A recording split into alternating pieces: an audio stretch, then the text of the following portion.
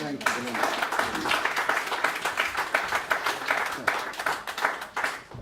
Hello, and my name is Jon Wedger, as mentioned by Belinda, and my purpose for being here is that I am a police whistleblower. I did nearly my full service. I did 25 years with the Metropolitan Police, mainly as a detective, and I specialised in child abuse investigations. It's an area of investigations I didn't want to go in, and like I've said before, the children found me. I never actually went looking for them. How it all started was that in the early 2000s I was asked to look into transient paedophiles that had gone missing post the implementation of the Sex Offenders Registry Act of 1997. There was a lot of paranoia amongst the paedophile community that they were going to get outed, and there was quite a lot of vigilantes. There was people sort of burning them out, and I think they even burnt out a paediatrician's house down in Portsmouth. So yeah, bizarre stuff happening anyway. So they went missing, and I was asked to look into them. And one of the strange things was that there was a loophole in the law that I'd exposed, and it was that they could go and live on canal boats, and they could actually avoid registry. It's talk in its own right. But something very strange happened, and this is where I sort of entered into the world of conspiracy. Now, conspiracy is a statute law. You can conspire to do near enough every arrestable offence. The only people that can't conspire in law are husband and wife. But what happens is this word theory or theorist gets shoved on the end, and it tries to make it nonsensical, but it exists. And what happened there was that I was highly successful. I'd been asked to find as many paedophiles that had gone missing within a 3-month period. There was 2 that were on the books, and I was told if you find another 2 we'll be happy. Within a month I'd found 90. I was then approached by a very seasoned and hardened Scotland Yard detective that had been on the paedophile unit since its inception. And he came up to me and he said, "John, in all other realms of policing, if you do well, you're rewarded. When you look into this stuff, you get hit, and you get hit hard. Your name's being mentioned in the corridors of Scotland Yard. You need to watch yourself." Within 2 weeks of that, I was summoned by a senior officer and told that the operation, which is highly successful, was being shut down. He told that it was due to funding, but I quizzed it, and he was honest with me and said it's come from high up. But it was at that point I was also told of the fact that when in the past they'd investigated child sex crimes involving politicians, that similar stuff happens. And I was told about one very prominent politician of the day who had a liking for dressing up in women's clothing. There was 2 investigations into him and young boys, and on both accounts they were shut down. So then I realised that these things go on. I then moved on to quite an elite unit called the Vice Unit. And while I was on there, I was asked to investigate allegations by a very young teenage girl that she'd been worked as a prostitute. This girl, I went to see her at the time, the relevant time that she was being pimped out, as it were. She was 13 years old. She was given crack cocaine and heroin and worked as a prostitute all around London, but mainly Westminster. And she'd be taken from crack houses 1 minute up to posh West End Mayfair restaurants the next. She'd be traded for as little as 10 rocks of crack cocaine or as much as £2,000 an hour. When I spoke to her, she said, I'll approach the police on many occasions and they've dismissed it. And when I spoke to her, she said, "It's not just me, John, there's others." She gave me names of other girls who gave me names of other girls, and it just mushroomed. Very shortly, we had dozens and dozens and dozens of kids coming forward, and they ranged from 9 years old to 14. They were all on heroin and crack cocaine, and they were all being pimped out. There was rumours of people in the judiciary, ranked police officers, people with money, wealthy Arabs, right the way down to crack dealers. And what happened then was that I drafted a report. There were social workers coming forward, and they were saying it's not just in Westminster, John, this is happening in Croydon, this is happening in Haringey, this is happening in Hackney. One social worker said, if we don't put an end to this, John, there's one girl that we've got, she's so infected that she leaks, well, it'd just be graphic pus from between her legs every day due to how she's being worked. And she says she's going to die. So I drafted a report, a factually based report. I served this report to the intelligence unit, who in turn served it to the management. Within minutes, I was summoned to see a senior officer. Now at the time, I was still quite young. I was a single parent of 4 children. 2 of the children were not my children, and my ex-partner left them with me, yet I brought them up. I never received a penny from the state for it. Right, and them 2 kids were going into care. And I knew what was happening to the care system, because every single child I was dealing with, every single one of them was subject to a care order. They were deliberately preying on children from the care system because they had no one coming for them. And as I was to find out, it was a racket, and a very, very lucrative racket, and it had been going on for generations, at least 15 years prior to when I looked into it. I was brought in by a senior officer who, I've got to admit, I liked the guy. He was a nice man. He turned around to me and his demeanour totally changed. And he turned around to me and said, John, what the effing hell have you done?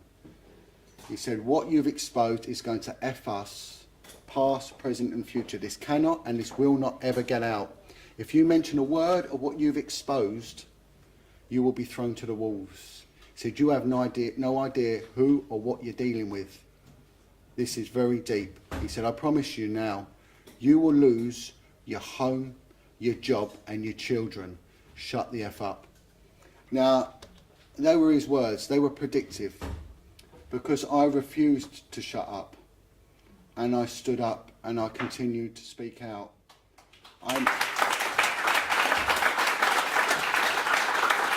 Thank you.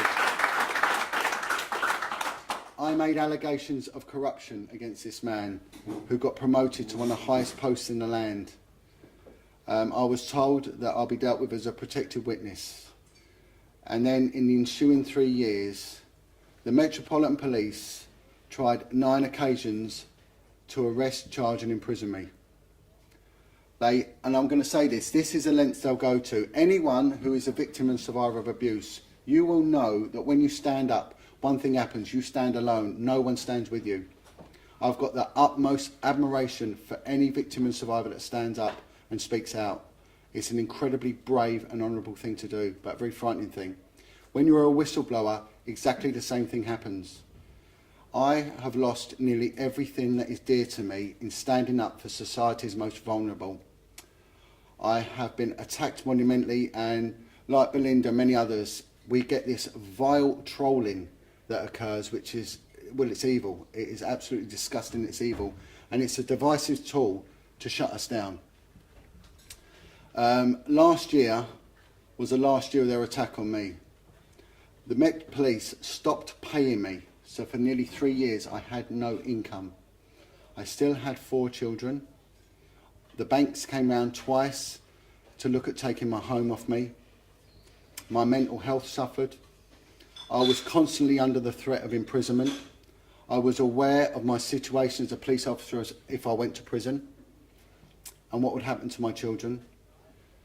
Last year, one of my children, and I'm not using my children as any sort of emotional lever here, I'm telling you the facts, I'm telling you that this is the system that we're dealing with, and this is their lack of emotion. One of my children was involved in a catastrophic and life-changing accident. His spinal column was severed by 95% and his life expectancy was almost 0. He was on life support for 3 months. I was called to the hospital as he had stopped breathing for 7.5 minutes and he had been pronounced dead. I drove to the hospital. I had no money. I had hardly any fuel in my car, and the hospital was nearly 100 miles away. A colleague of mine, an ex-colleague, spoke to my senior officer and said, you've got to help this man. His son, I think, has died and he's in a bad way. The hospital managed to get a heartbeat and my son was on 100% life support. I went and I signed a form saying that I'd agreed to the life support being shut down after 5 days. For 3 days I held my dying son's hand whilst all this else was going on.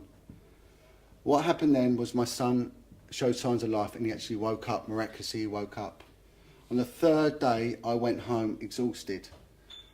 I was met with when I got home were 2 detectives from Hertfordshire Constabulary sent by the Metropolitan Police to arrest me for child abandonment for leaving my 16-year-old son home alone whilst I held my dying son's hand. This is what they do.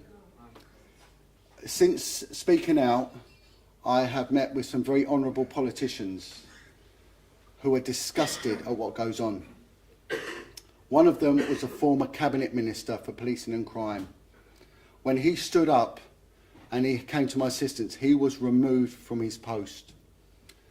The Metropolitan Police, in their investigation into serious allegations of malfeasance, corruption in a public office, with any major crime, the person is arrested, they are interviewed, they're either remanded, charged, or they are bailed. I gave them the names of 3 senior officers involved in the cover-up of child prostitution. The Met Police's response to it was that they politely asked them if they'd done it. They denied it, so they finished the investigation. The matter was then, under protestation, was transferred to the IPCC. I was meant to be given updates every 28 days as to the progress. I never received one in 3 years. They dropped the case. The matter is now being re-investigated. The cabinet minister that helped me took the matter to the Home Office. The Secretary of State was informed and I was invited to Parliament. I took along my paperwork. The Home Office, in a recorded meeting, seized my paperwork and assured me that there will be a full independent investigation. They took my paperwork, and when I never heard from them in a year, they was asked what they'd done with it. They denied even knowing me. I met with other police whistleblowers who must understand that I was alone. I thought it was just me that had ever spoke out. I realised there were many others that had spoke out. One of them was an incredibly brave man called Lenny Harper, who had stood up and exposed the deliberate cover-up of the child rape and murder in a children's home called Haute de la Garenne in Jersey. He turned around to me and said, "John, the tentacles of what you're looking at go right to the heart of the British establishment. Be very, very careful." I met with others. I met with one detective sergeant from the Isle of Wight who had exposed child prostitution in the Isle of Wight. The police arrested him for mortgage fraud. They went through his financial records and found that by a couple of £1,000 he'd hyperinflated his earnings, which had nothing to do with his status as a protected witness, and then they decided to arrest him. He faced a Crown Court trial and nearly committed suicide as a result. I stood up and I did everything I could for the victims and survivors of abuse. And I was asked by someone, "Were you ever scared?" And my answer to you is this, right? This is exactly what I said to them. My fear in standing up and doing my job, because I took an oath, and my oath said, I will act without fear, without favour. Every single officer who failed to do that, they have gone against their oath. And I said, my fear is nothing compared to that of a child in the institution that is having their cover taken from over them in the middle of the night. I now work tirelessly with victims and survivors of abuse. I spend my own money in doing it. I've been accused of stealing charity money. I've been accused of working for MI5 like everyone else. They must employ more people than Tesco's. You know, it's like the SAS, the most oversubscribed regiment in the British Army. This has cost me near enough everything, yet I continue to do so. I spent 7 hours in the presence of a man that was brought to his knees crying mercilessly because he'd never spoke out about his abuse. And he told me he got me through the internet, and I travelled all the way up to Rotherham to stay with him. Right, he's become suicidal because no one's ever listened. What we're looking at is a genocide against our children. 75% of prison inmates come from abused backgrounds. 75%. Our prison system has a 75% recidivism rate. It does not work. We are setting our children up to fail. I categorically proved to the Independent Child Abuse Panel, ICSA, that there is a monumental failing, and it's a designed failing. My evidence was classed as credible, corroborative, and there's another C, I can't remember now, but it'll come to me in a minute. Right, and it was passed on to the government panel, and I was appointed core participant status to give my evidence in a failing system. The day after the British government got my statement, they took out a judicial review and they amended the parameters so I was not allowed to give evidence. This is going on in our parliament. They are deliberately covering this up. I had a fella come to me saying, John, it's not just the lower and the working classes that suffer, because they're the ones predominantly that I've been working with. This guy, he's the son of one of Churchill's cabinet. He was raped by his father, who is a lord, who's dead now, and he said it goes on in our public school system. And he goes on about Eton. He said the fagging system in Eton is nothing more than a rent boy racket. And this is what we're getting, attack after attack after attack on our children. And whenever anyone boldly and bravely stands up to shine light, it's like someone said to me, when you shine a light in a sewer, the rats attack, and they do attack, and they hurt you, and they hurt you bad. But you must be resilient, and you must stand your ground. And I say to everyone, you've got to drop the fear. I've been raising money for charities, which one of them is called the Lay Community, and it deals with alcohol and drug addiction. Again, we're looking at 75% of Class A drug addicts come from abused backgrounds. We've got 90% of people suffering mental health problems have come from abused backgrounds. Now, for some reason, I can see a pattern emerging here. I'm scratching my head, but I can't figure it out. It is as clear as the nose on your face what is going on, and we are allowing it to happen. And that's why I'm here today, to give my support to Gavin and others, that this needs to be highlighted. It is the attack on the children that is causing the decimation of our society. So that's here. I will continue doing it, and I will do my best. So God bless you all, and thank you.